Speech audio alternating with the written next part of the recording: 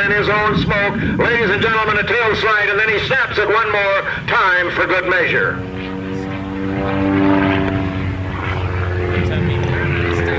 That's about as much fun as you can have legally, right there. He did it. Straight up into the sky again. He pulls up over the top, pushes up over the top. We call that a Humpty Bump.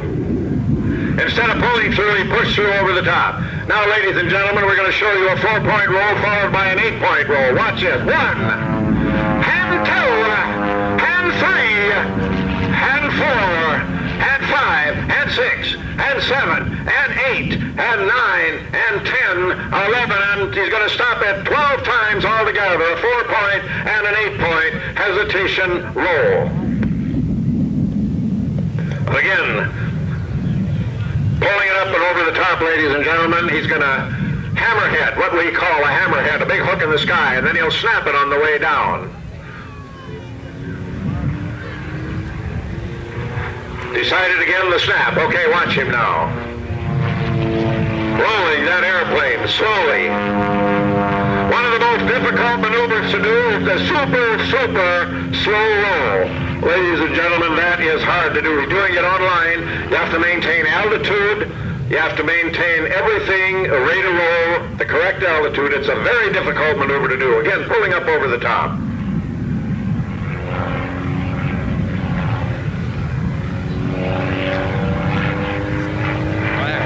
Again, sacrificing a little altitude for airspeed. Back pressure, straight up into the sky. Stopping that airplane, ladies and gentlemen, and snapping it on top of a loop. We call that an avalanche, or a big heart in the sky for you. See that heart? We'll dedicate that to you ladies today. When you snap on top of a loop, ladies and gentlemen, we call that an avalanche.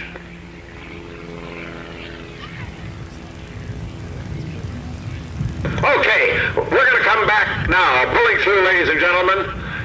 Split S-ing out. We're going to show you what we call knife edge flight. We turn the fuselage into a wing. He rolls on his back. Rolling and rolling and rolling.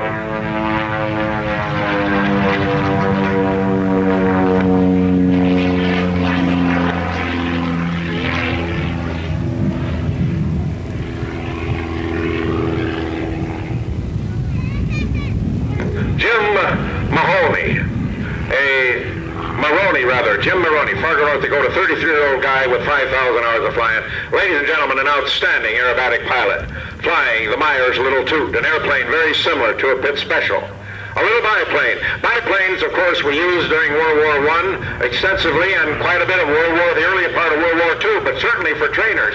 The reason being, they had a winger. Now, that is what we call knife edge flight, ladies and gentlemen. We've turned the fuselage into a wing. The wings are vertical. The only thing holding that airplane in the sky is the fuselage.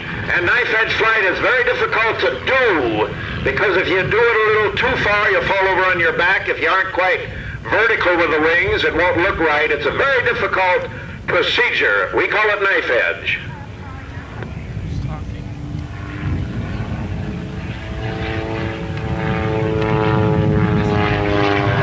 You don't roll them any slower than that, ladies and gentlemen. That's about as slow as a slow roll can be.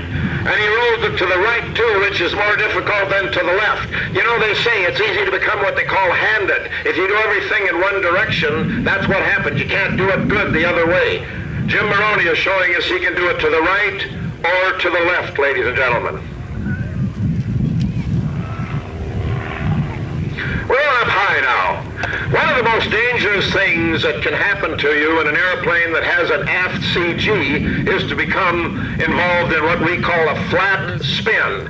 In other words, the airplane is spinning, but the nose is not down, so we don't have air flowing over the wings. An airplane that has a CG that's too far aft will never recover, and you will pass jail and go directly to heaven. Now, in World War I, this happened to a lot of guys with the old Jenny. They wound up in a flat spin, but it spun so gently that a lot of times it just screwed its way down to the ground, made about another quarter turn, and the pilot went home and had dinner. That doesn't happen in the current stuff.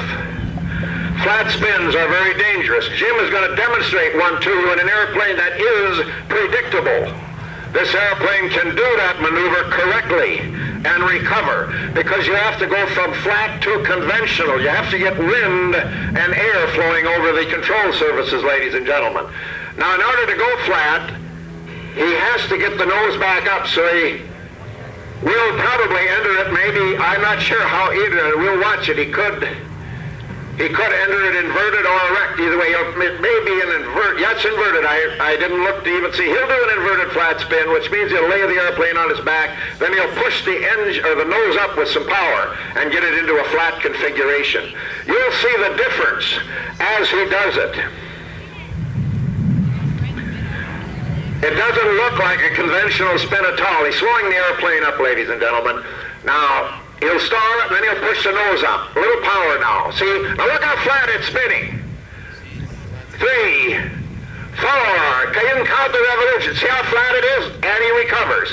It's one of those things that is just a different looking maneuver. And again, as I say, in a predictable airplane, it's all right. In an unpredictable airplane, it's very dangerous. Very dangerous. We're going to pull up now and push out. We call that a humpy. Now we're going to show you an upright spin. Here's the way they normally look. See? Look at the nose down. That is what we call an upright spin. Back in the 30s, if you got some gray hair, they called them tail spins. Remember Tailspin Tommy in the movies? But that being an upright spin, you can see the big difference between a flat and an upright maneuver.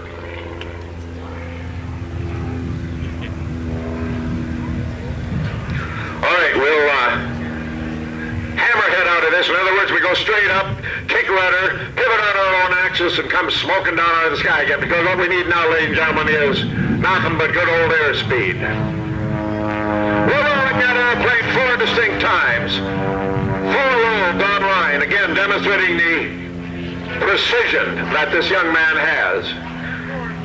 Jim Maroney, an outstanding aerobatic pilot, ladies and gentlemen.